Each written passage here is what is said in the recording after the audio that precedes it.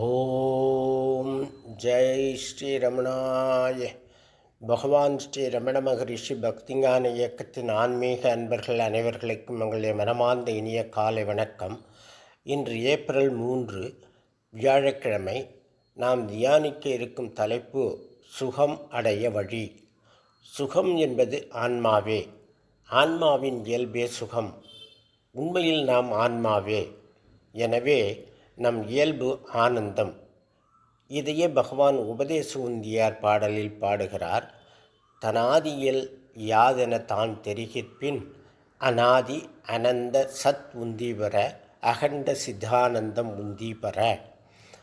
சத்வஸ்துவே சித்தாக விளங்கி வருவதால் நம்முடைய இயல்பான நிலை யாதென்று தன்னுள் ஆழ்ந்து விசாரித்து கொண்டே போனால் தொடக்கமும் முடிவும் இல்லாத அகண்ட பரிபூரண வஸ்துவை தரிசிக்கலாம்.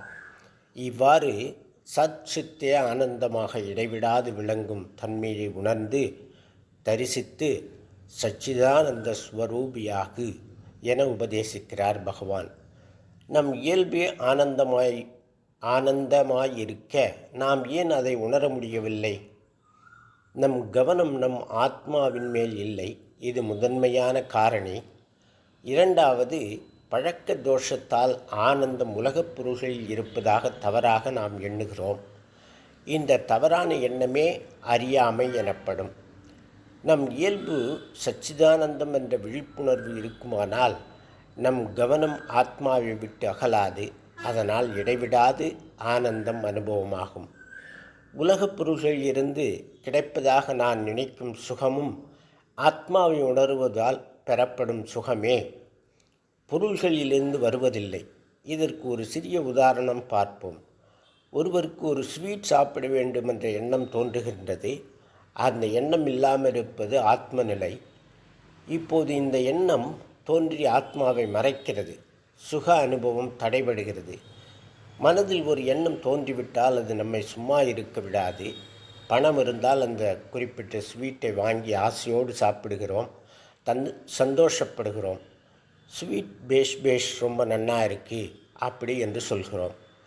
அந்த சுகம் ஆனந்தம் ஸ்வீட்டிலிருந்து வந்ததாக நாம் தவறாக எண்ணுகிறோம். அப்படியல்ல. ஸ்வீட் சாப்பிட வேண்டும் என்ற எண்ணம் நிறைவேறி ஆத்மாவில் ஒடுங்குவதால் அந்த ஆத்ம சுகமே அங்கு அனுபவிக்கப்படுகிறது. ஸ்வீட்டிலிருந்து வருவதல்ல அந்த சுகம். இந்த தெளிவு வேண்டும். எண்ண எழுச்சியே துக்கம், எண்ண ஒடுக்கமே சுகம். எல்லா எண்ணெய் எழுச்சிக்கும் ஆதி காரணம் நான் இந்த உடல் என்ற ஆதி எண்ணம். நாம் உறக்கத்திலிருந்து விழித்தவுடன் உண்டாகும் முதல் அகந்த எண்ணம் இதுவே.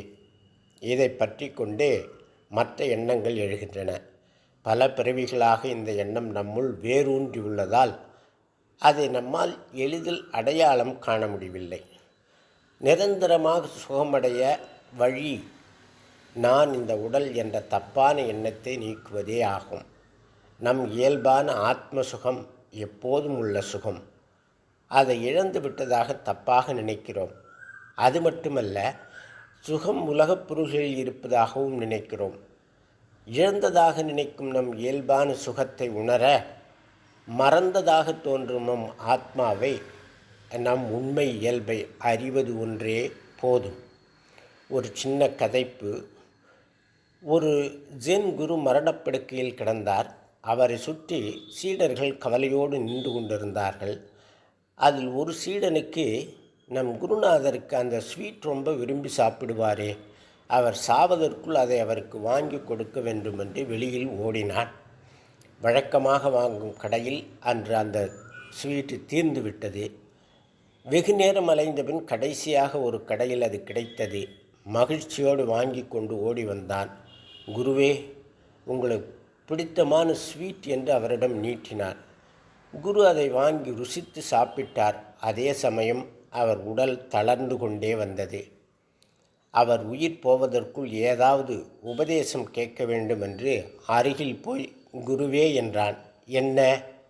குரு கேட்டார். சொல்லுங்கள் என்றான் சீடன். அடேயப்பா, என்ன ருசி என்று சொல்லிக்கொண்டே கண்ணை மூடினார் குரு. அவர் சொன்னது சாப்பிட்ட ஸ்வீட் பற்றி அல்ல, வாழ்க்கை பற்றிய விமர்சனம் அது.